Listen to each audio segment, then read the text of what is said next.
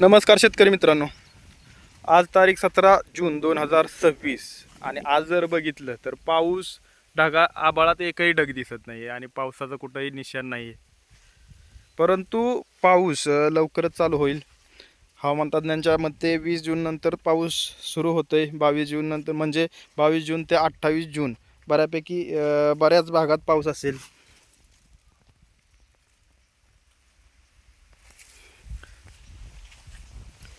आणि आत्ता जर बघितलं तर सोशल मीडियावरती बऱ्याच चर्चा चालल्यात की पाऊस नाही त्याच्यामुळं यावर्षी मंदी येणार नाही, तेजी फार मोठी राहील आणि बरेच दिवसासाठी काही जणांचं म्हणणं आहे की 6 महिने तेजी मंदी येणार नाही किंवा काय अशा बऱ्याचशा गोष्टी आता सोशल मीडियावरती चालू आहेत. खरं तर मित्रांनो, ज्यावेळेस पाऊस सरासरी एवढा पडतो त्यावेळेस तो मंदी घेऊन येतो, परंतु ज्यावेळेस सरासरीपेक्षा जास्त किंवा सरासरीपेक्षा खूप कमी पाऊस पडतो तो तेजी घेऊन येतो. आता पावसाळ्यात पाऊस हा पडणारच आहे. एखाद्या काळात पाऊस जास्त पडेल, एखाद्या ठिकाणी जास्त पडेल, एका ठिकाणी खूप कमी पाऊस पडेल. एखादा परेड येईल म्हणजे 10-15 दिवसाचा किंवा 20 दिवसाचा, 1 महिन्याचा असा एखादा काळ येतो की त्यावेळेस तो सरासरी गाठतो आणि त्यावेळेस लागवडींचं प्रमाणही वाढतं. आणि त्यानंतर काही विशिष्ट कालावधीनंतर पुन्हा मार्केटमध्ये मंदी येते. तसंच जर एखाद्या वेळेस आवर्षण दिलं म्हणजे गॅप पडला अगदीच म्हणलं, ज्यावेळेस मोठे खंड पडतात तो खंड तेजीसुद्धा आणतो. ज्यावेळेस एखादा मोठा पाऊस पडतो तोही तेजी आणतो. त्यासाठी एक आपल्याकडे विशिष्ट डाटा असणे गरजेचं आहे. येणाऱ्या काळात जरी मोठ्या तेजी येणार असतील ह्या, तरी मंदी ही एका विशिष्ट काळासाठी येणारच आहे. कंटिन्यू तेजी राहील असं अजिबात नाही आणि मला तरी वाटत नाही. म्हणून आता सुरुवातीला पाऊस कसा असेल, कुठल्या काळात किती खंड पडू शकतो, कुठल्या काळात जास्त पाऊस पडू शकतो, याचे थोडेसे चान्सेस जे असतात. म्हणजे परतीचा पाऊस यावर्षी थोडासा जास्त होईल असं सर्वांचंच म्हणणं येतं. त्याचा परिणाम पुढे जाऊन काय होईल या सगळ्याचा आता अभ्यास चालू आहे, अपडेट घेणं चालू आहे. लवकरच काही दिवसात आपली अपडेट येते. आणि सुरुवात आपण आपल्या आवडत्या पिकापासून म्हणजे टोमॅटोपासून करतोय. आता टोमॅटोचं जर बघितलं आपण तर आपण नोव्हेंबर महिन्यात एक अंदाज दिला होता की अगदी 20 जानेवारीपर्यंत चांगले बाजारभाव राहतील. कदाचित हे बाजारभाव 10 फेब्रुवारीपर्यंत टिकून राहतील आणि 10 फेब्रुवारीनंतर मार्केटमध्ये मंदी येईल आणि ते बाजार बऱ्यापैकी 15 मेपर्यंत मंदीत राहतील आणि 15 मे नंतर बाजारभाव वाढायला सुरुवात होतील आणि कदाचित 10 जून नंतर एक टॉपचे बाजार होऊन 25 जुलैपर्यंत एक चांगले बाजारभाव टोमॅटोचे राहतील आणि 25 जुलै ते 5 ऑगस्ट नंतर कदाचित मार्केट पुन्हा बऱ्यापैकी खाली येऊ शकतं असा अंदाज आपला होता. आणि खरं आता बघितलं तर जिथं आपण 15 मेला बाजारभाव वाढतील असं दिलं होतं तिथं 25 एप्रिललाच म्हणजे अगदी 20 दिवस अगोदर बाजारभाव वाढायला सुरुवात झाली. पुन्हा 15 मेच्या दरम्यान पुन्हा थोडेसे बाजारभाव आणखीन वाढायला सुरुवात झाली आणि तिसरा टप्पा 10 जूनच्या दरम्यान पुन्हा झाला. फरकाने बाजारभाव वाढले नाहीत, परंतु बाजार टप्प्याटप्प्याने वाढत गेले. यावर्षी बघितले तर असं टेम्परेचर होतं, खूप तीव्र असं उन्हाळा गेला आणि ह्या वर्षीपेक्षा पुढचा उन्हाळा म्हणजे 2027चा उन्हाळा कदाचित या वर्षीपेक्षा जास्त त्रासदायक असेल, या वर्षीपेक्षा जास्त तापदायक असेल. या वर्षीपेक्षाही पुढच्या उन्हाळ्यात कदाचित 1 ते 1.5 डिग्री टेम्परेचर जास्त राहू शकतं असा हवामान तज्ज्ञांचा अंदाज आहे. म्हणजे पुढच्या वर्षी काय होईल हेही मी जवळपास आता जो अपडेट करतोय तयार, मी मागच्या वेळेस एक कच्चा अभ्यास घेतला होता त्यात आपण 31 जुलै 2027पर्यंत लिहून ठेवलेलं आहे. परंतु त्यात पावसाळा चालू झाला की एक म्हणजे 20 मे नंतर पुन्हा अपडेट करतो आणि एक खात्रीशीर अंदाज पुन्हा बांधतो. आता येणाऱ्या लवकरच आठवड्याभरात मी ते अपडेट घेतोय.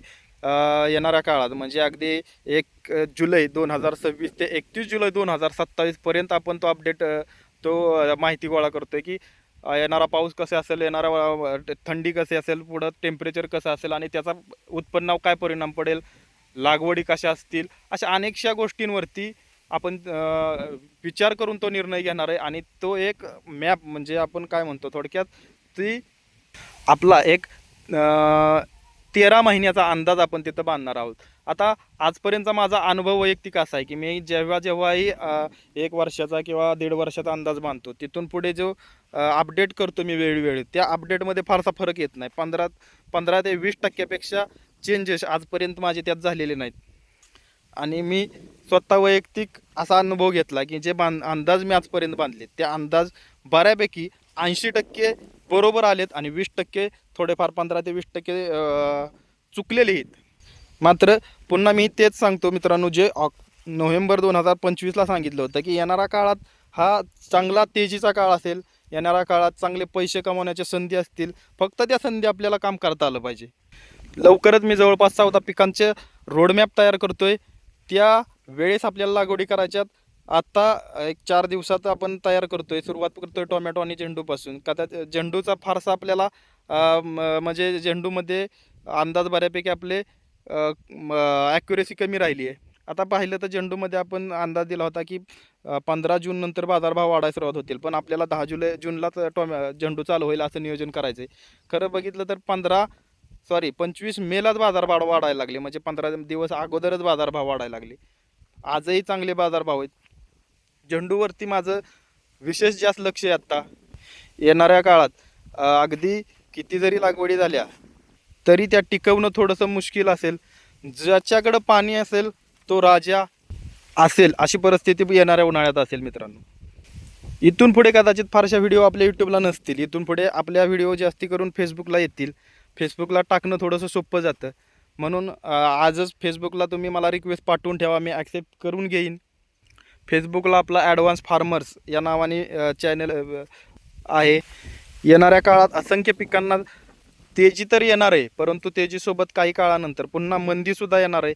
कदाचित मंदी फार मोठीसुद्धा येऊ शकते आणि मध्यमसुद्धा येऊ शकते. परंतु यावर्षी मान्सूनमध्ये पाऊस कमी असेल. मान्सूनमध्ये जून ते सप्टेंबर. आता त्यामध्ये कसा पाऊस पडू शकतो? जूनमध्ये सरासरीपेक्षा कमीच आहे. जुलै, ऑगस्ट, सप्टेंबर याही 3 महिन्यात सरासरीपेक्षा कमी पावसाचा अंदाज दिलेला आहे. मात्र परतीचा पाऊस हा नुकसानकारक होऊ शकतो आणि पुन्हा एक तेजीकडे आपण जाऊ शकतो. त्यासाठी कसं नियोजन असायला पाहिजे हेही आपण येणाऱ्या व्हिडिओमध्ये सांगतोय. जाता जाता एक काकडी उत्पादक शेतकऱ्यांसाठी एक माहितीपूर्ण अशी एक माहिती देतोय. जेव्हा टेम्परेचर वाढतं किंवा जेव्हा टेम्परेचर खूप वाढतं किंवा थंडी खूप वाढते किंवा आपल्या काकडी पिकामध्ये नायट्रोजनचं प्रमाण जास्त होतं, त्यावेळेस झाडामध्ये इथिलनचं प्रमाण घटतं आणि मादी कळी कमी होऊन नरकळीचं प्रमाण वाढतं. निस्ती कळी दिसते परंतु त्यातून फळ येत नाही. मादी कळी दाखवायची म्हटलं तर मादी कळीमध्ये मागे असं फळ येतं आणि नरकळीमध्ये ही झाली नरकळी. याच्यात कोणतीही याच्यात कोणतीही फळ मागं दिसत नाही आणि ही असेल मादी कळी, याच्यामध्ये फळ लागतं. तर याच्यासाठी काय करायचं? मार्केटमध्ये एथिलीन म्हणजे मार्केटमध्ये इथिफ्युऑन नावाने मॉलिक्यूल येतो. तो 5 ते 6 मिली प्रति 15 लिटरच्या पंपाला घेऊन प्लेन फवारणी घ्या. त्याने काय होतं की झाडामध्ये इथिलीनचं प्रमाण वाढतं आणि मादी कळी कमी होऊन नरकळी कमी होऊन मादी कळीचं प्रमाण वाढतं. मी या प्लॉटमध्ये फक्त खर्च काढण्याचा हेतू ठेवला होता मित्रांनो. आज बघितलं तर माझ्या फक्त 3 तोड्यांमध्ये म्हणजे एवढं नुकसान झालं होतं की पूर्ण 2 एकर प्लॉट डॅमेज झाला होता. 1 एकर तर पूर्णपणे डॅमेज झाला होता. हा अर्धा एकर बऱ्यापैकी थोडासा वाचला होता. आता गारपीट पडताना एकसारखी पडत नाही, थोडंसं अंतर मध्ये एक 200 फुटाचं 200-300 फुटाचं अंतर आहे. त्यामुळे थोडंसं या ठिकाणी कमी गारपीट झाली आणि इथं थोडंसं नुकसान कमी झालं होतं. परंतु आज बघितलं तर 3 तोड्यात माझा सर्व खर्च निघाला. आज जवळपास 70-80 हजार रुपये खर्च निघून पुन्हा मी प्रॉफिटमध्ये. आजही जवळपास 70 ते 75 पिशव्या 15 किलोच्या म्हणजे जवळपास 1 टनाच्या आसपास तोडा होईल. आता हे माल बघू शकतोय.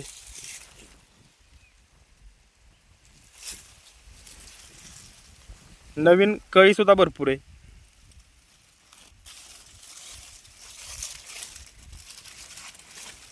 पूर्णपणे सोडून दिलेला प्लॉट होता.